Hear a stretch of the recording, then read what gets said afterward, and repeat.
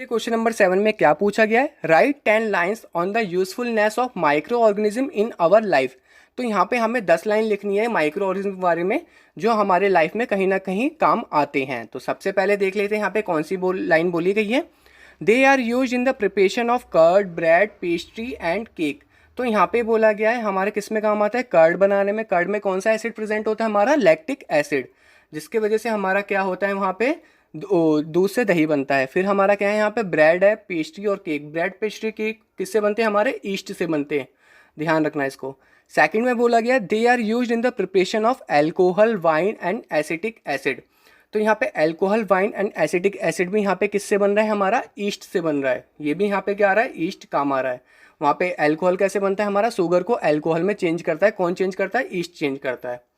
Third बोला गया point, they are also used in cleaning up of the environment. तो cleaning up of the environment में होता क्या है, जैसे कि हमारे डेड डिकेइंग मैटर होते हैं जो सड़ गल जाते हैं। कैसे गलते हैं वो, बैक्टीरिया की वजह से गलते हैं। कैसे गलते हैं, बैक्टीरिया की वजह से। मान लो अगर कोई पेड़ वहाँ पे मर गया हो तो वहाँ पे क्या लग जाते हैं, बैक्टीरिया लग जाते हैं। अगर कोई जानवर मर जाता है तो वहाँ पे क्या लग जाते हैं, बैक्टीरिया लग जाते हैं। तो बैक्टीरिया क्या करते हैं, उनको धीरे धीरे खा के उनको क्या करते हैं, मिट्टी में मिला देते हैं, जिसकी वजह से वहाँ पे हमारा क्या हो रहा है, इन्वायरमेंट क्लीन हो रहा है। अब यहाँ पे फोर्थ पॉइंट बोला गया है, in agriculture they are use to increase soil fertility by fixing nitrogen. तो यहाँ पे एग्रीकल्चर में भी काम आ रहा है। यहाँ पे एग्रीकल्चर में कैसे काम कर रहा है, जो यहाँ पे नाइट्रोजन की डिफिशियंसी थी वो क्या करता है, पूरी करता है। जैसे कि हमें पता है लेग्यूमिनस प्लांट जो हमारे जमीन के अंदर उगाए जाते हैं उसमें क्या होता है, हमारा राइजोबियम बैक्टीरिया होता है। कहाँ पर, रूट नोड्यूल्स में प्रेजेंट होता है, जिसकी वजह से नाइट्रोजन गैस किस में कन्वर्ट होती है, नाइट्रोजन कंपाउंड में, और वहाँ पे सॉइल उसको एब्जॉर्ब कर लेता है, जिसकी वजह से हमारे वहाँ पे जो क्रॉप है वो क्या करती है, बहुत अच्छी ग्रो करती है। फिफ्थ पॉइंट देख लेते हैं, the antibiotics are manufactured by growing specific micro organism and are use to cure a variety of diseases. तो यहाँ पे एंटीबायोटिक्स भी बनाए जाते हैं माइक्रो ऑर्गेनिज्म के द्वारा। वहाँ पे मैंने बताया था फंगी और बैक्टीरिया से मिला के हमारे क्या बनाते हैं, जैसे कि पेनिसिलिन बनाते हैं, स्ट्रेप्टोमाइसिन बनाते हैं। तो ये हमारे किस कैटेगरी में आते हैं, सब एंटीबायोटिक्स में आते हैं। पेनिसिलिन यहाँ पे देखो, यहाँ पे बोला भी गया है, penicillin is an antibiotic made from penicillium. तो पेनिसिलिन किससे बनता है, हमारा पेनिसुलम से बनता है। किसने बनाया था, हमारा अलेक्जेंडर फ्लेमिंग ने बनाया था। ठीक है, मैं साइंटिस्ट का नाम भी बता देता हूँ यहाँ पे, किसने बनाया था, हमारा अलेक्जेंडर फ्लेमिंग ने।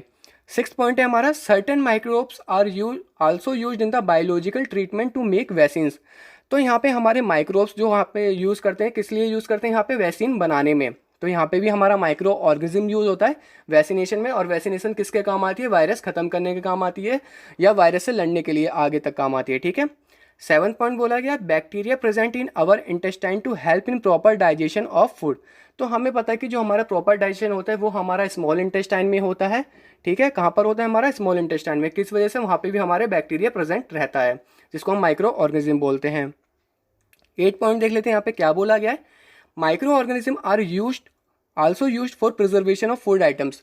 तो यहाँ पे माइक्रो ऑर्गेनिज्म जो बैक्टीरिया होते हैं यहाँ पे हमारे प्रिजर्वेशन ऑफ फूड आइटम्स में भी काम आते हैं। जैसे कि हमें पिकल्स है, तो पिकल्स को हमें काफ़ी सालों तक रखना पड़ता है। और शुगर में जैसे जेली टाइप हो गया तो वो भी हम काफ़ी साल तक रख सकते हैं।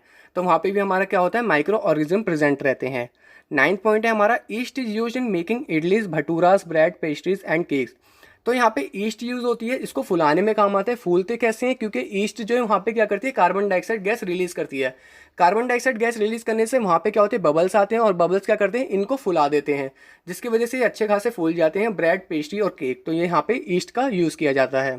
ईस्ट हमारा एल्कोहल में भी यूज़ किया जाता था, बट वहाँ पे वो क्या काम करता था, वहाँ पे वो शुगर को एल्कोहल में चेंज करता था। लास्ट वन है हमारा 10 point, micro organism are also used in the making of cheese, pickles and other food items.